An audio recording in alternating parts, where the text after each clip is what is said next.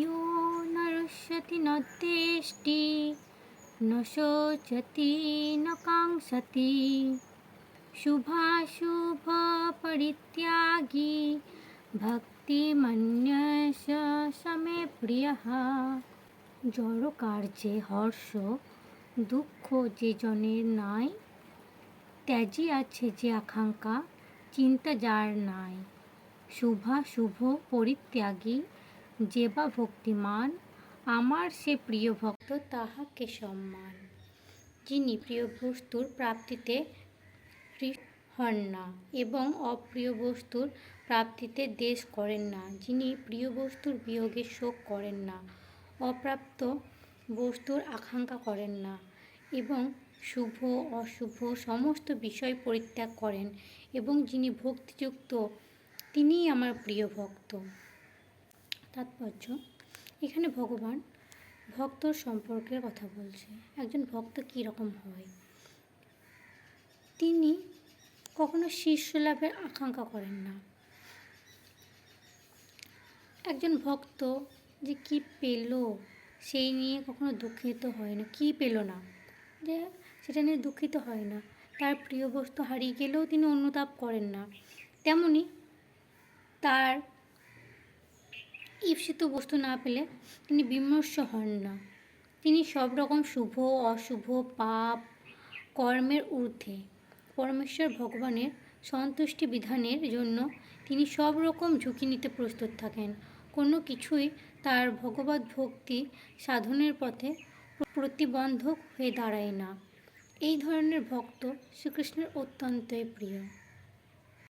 শত্রু মিত্র অপমান কিংবা নিজমান জড়মুক্ত মোর ভক্ত মানয়ে সমান। শীত গ্রীষ্ম সুখ দুঃখ এক যেবা মানে, সঙ্গমুক্ত সেই ভক্ত স্থিতি আত্মজ্ঞানে।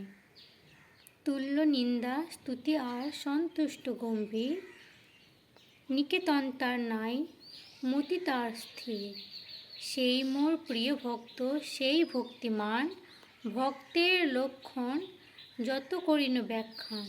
সমশত্রৌ চ মিত্রে চ তথা মানাপমানয়ঃ, শীতোষ্ণ সুখ দুঃখেষু সমসঙ্গ বিবর্জিতঃ। তুল্য নিন্দা স্থিতির্মৌনী সন্তুষ্ট ন কেনচিৎ, অনিকেত স্থিরমতির ভক্তিমান মে প্রিয় নরঃ। যিনি শত্রু ও মিত্রের প্রতি সমবুদ্ধি সম্পন্ন, যিনি সম্মানে ও অপমানে, শীত ও গ্রীষ্মে, সুখে ও দুঃখে এবং নিন্দা ও স্তুতিতে সমভাবাপন্ন, যিনি কুসঙ্গ বর্জিত, সংযত বাক্, যৎকিঞ্চিৎ লাভে সন্তুষ্টি, যিনি স্থির বুদ্ধি ও আমার প্রেমময়ী সেবায় যুক্ত, সেই রকম ব্যক্তি আমার অত্যন্তই প্রিয়। ভক্ত সর্বদাই সব রকম অসৎসঙ্গ থেকে মুক্তি থাকেন। কখনো কেউ প্রশংসিত হয় এবং কখনো নিন্দিত হয়, সেটি মানব সমাজের প্রথা। কিন্তু ভক্ত সর্বদাই কৃত্রিম প্রশংসা, নিন্দা, সুখ অথবা দুঃখ থেকে মুক্তি থাকেন। তিনি অত্যন্তই সহিষ্ণু। তিনি কৃষ্ণ কথা ছাড়া আর কোনো কথাই বলেন না, তাই তাকে বলা হয় মৌনী। মৌনী শব্দের অর্থ এই নয় যে সে কথা বলবে না।